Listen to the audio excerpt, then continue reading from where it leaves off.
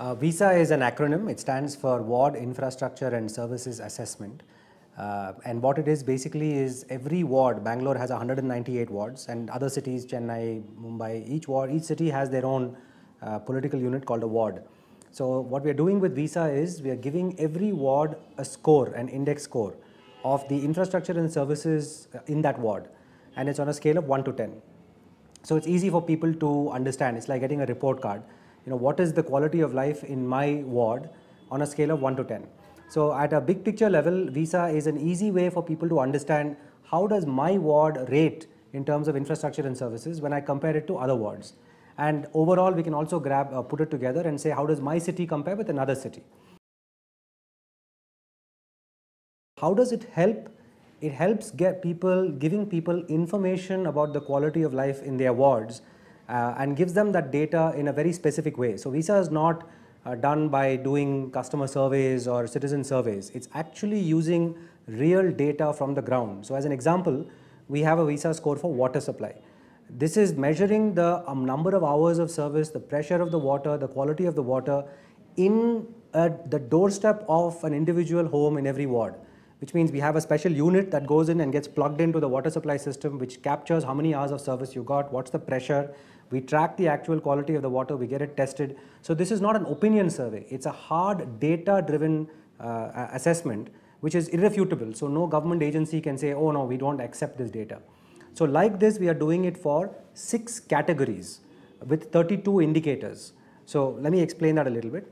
There's category of water, there's category of mobility, which includes traffic, it includes public transportation, it includes pedestrian issues, there is public amenities, there is environment, there is crime. So like this, there are 6 categories. Some categories have more indicators inside them, some have less.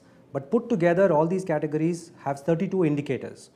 All of these are scored on a basis of 1 to 10, and then they are weighted, and then you get a composite score. And this is done for every ward in the city. So every ward has a WISA score. And the way it helps is, for the first time, instead of just complaining about saying, oh, things were bad in Indiranagar or my area is really worse than your area, we'll have an objective set of verifiable quality of life scores, which you can then use to say, how does my ward rate with somebody else? Then you can put pressure on your government agencies, on your corporator, on your elected representatives to say, I want to improve mine. How come we are the worst in this area? Why are we not getting more money allocated for us and everything is going to MG Road? So all those things will come because you're giving people the power of information in a way that's relevant to them. Because WISA is looking at objective data and it's not opinion survey, what we believe is that this information is useful not just for citizens, which is what I mentioned, but also for service providers and government agencies. Because even today, if you go to, let's say, the BWSSB or the Bangalore City Corporation or any of the other service providers, and you told them, can you come and do something in our ward? They don't have, a complete set of information to then be able to make decisions about where to allocate funds. Whereas now, when you look at the total score, nobody can argue that, there are 30% of the wards of the city which are really at the bottom of the pile. And if we have to make decisions to upgrade the infrastructure, they deserve the first set of those investments. Similarly, there are the 30% at the top, which are already at the upper end. They should not be getting any new money until everybody gets to a certain level. So these are decisions that are taken by our policy makers. Today they are made by a variety of factors. It could be politics, it could be patronage, it could be good intention but bad data. So all of that it's a combination of that. What WISA does is to, in some sense, clear the mist and give clarity to people so that you can make decisions. And that's useful not only for citizens but also for government agencies. The genesis of WISA, the idea, is more than 2.5 years old. It took us 2 years to get the framework correct. Because when you put an index together, because WISA is an index, it's a very complicated process because there are many aspects involved in it. So when you take, let's say, I gave you the example of water, there are other indicators, the total 32 indicators. Every indicator needs to have a very robust, what's called an indicator brief. What is the composition? How will you measure this information? How will you make sure that this is not getting biased in any way? How will you do sampling for this data? So we constituted an advisory group. We went and looked at this kind of index work across the world on the urban quality of life indicators, and we have kind of taken all the learnings from all those indicators and taken it to the next level. Frankly, there is no exercise like wisa anywhere in the world for city urban quality of life with the kind of data we're generating.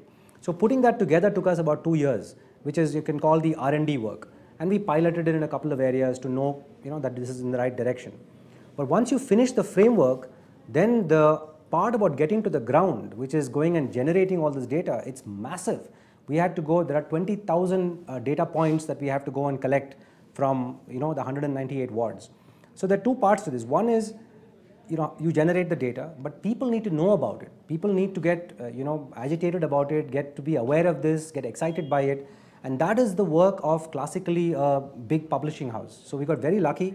Last November, December, we went to Times of India and we walked them through the proposition, and we were delighted that Times of India at every level, at the brand level, at the editorial level, at the business level, they all felt this was a very powerful idea and it was important for it to get propagated. So we have a partnership. We signed an MOU with Times of India, where what Janagraha would do is to compile the data, complete all of the stuff that I talked about, do the grassroots work, reach out to the communities and so on. And Times of India would do the media side of it, which they would publish this, seek out the inputs from the citizens and so on. So that's the MOU that we drafted earlier this year. So for the last 6 months, based on that MOU, we have actually gone and collected all the data, and we've now on the threshold, we've completed all this, we've generated all the scores, and we've given it to Times of India, so they will put out their own plan of how they'll roll it out. So like I said, the power of wisa is visible even within a city, because there's so much differentiation within the city, especially a big city like Bangalore, which has acquired new wards and therefore have less infrastructure, and therefore all those intra-city issues will come up.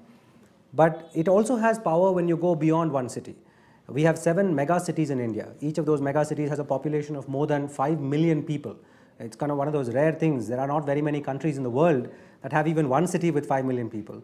India has got Chennai, Delhi, Kolkata, Mumbai, Bangalore, Hyderabad, Ahmedabad. So these are the big cities in India which are growing.